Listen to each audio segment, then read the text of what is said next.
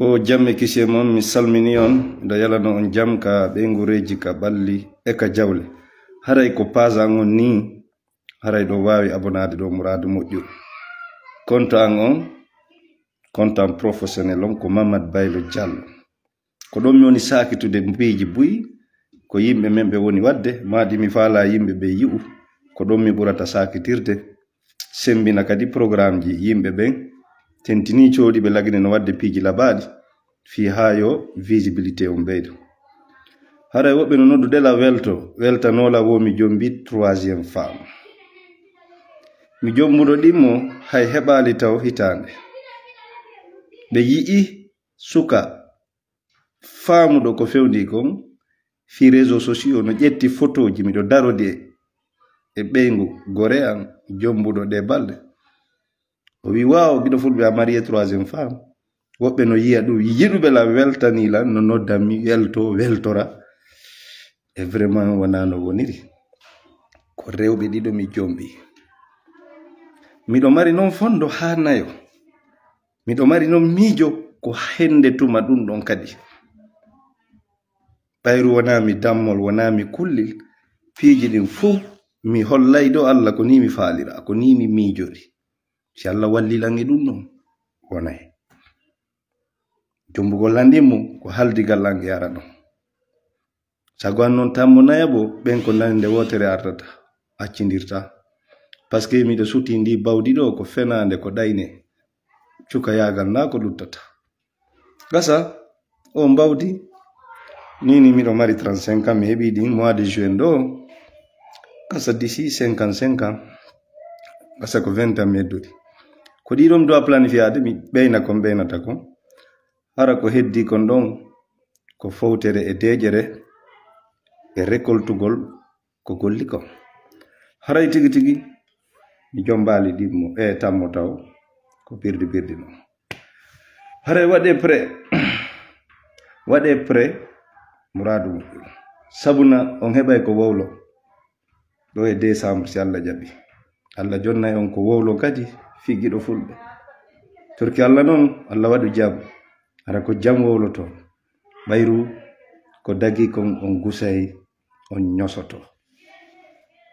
nyande noon mi wattinadde ko fandi o ton sappo noga e maaro bara nendi laaɓundi tawata ɗum ko plan chaque année ɗum naata e normal ko ɓe ngure duufa e hare min hulata ɓeynugol sabuna men sokkaji wuɗe hare ma saku maaro ko jeeluka marché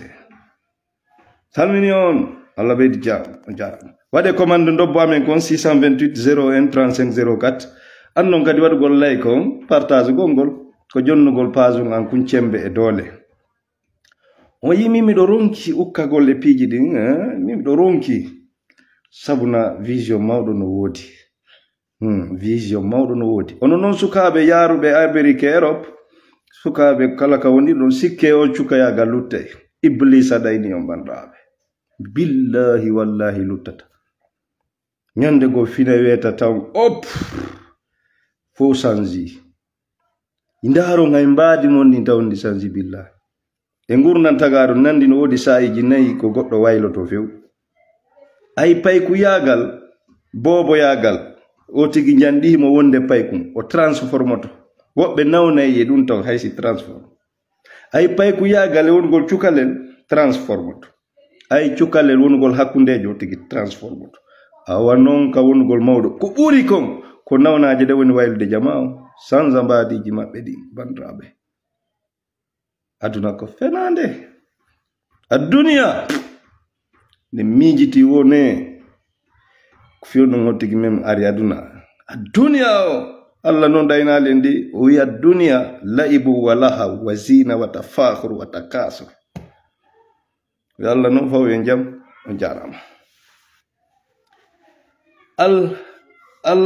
al haynu leluma ene do sibbe mi sikki simi hubbini o téléphone an don seedi haray ko haaju am mi jokki ka o téléphone ko min jeyi connexion ko min jeyi image on ko min jeyi ko min woni ɗo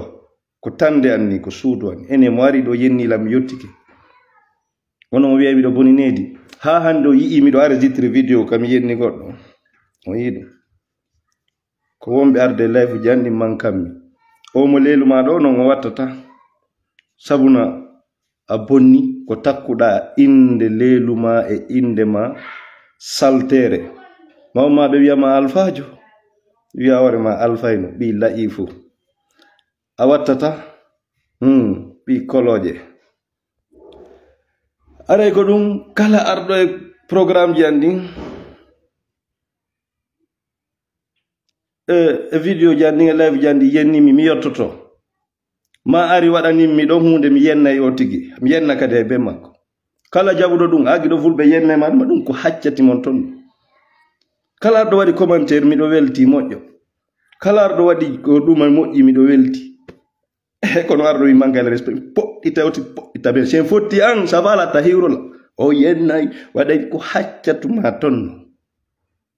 ko haajuma tonno ngare zeman fuu zeman makko e kadi onon fulɓe ɓe sukaɓe fulɓe ɓe o mara gorko responsable hettila on ala o mi yaali on mene wonɓe ka réseau ɗo ɓe goto wala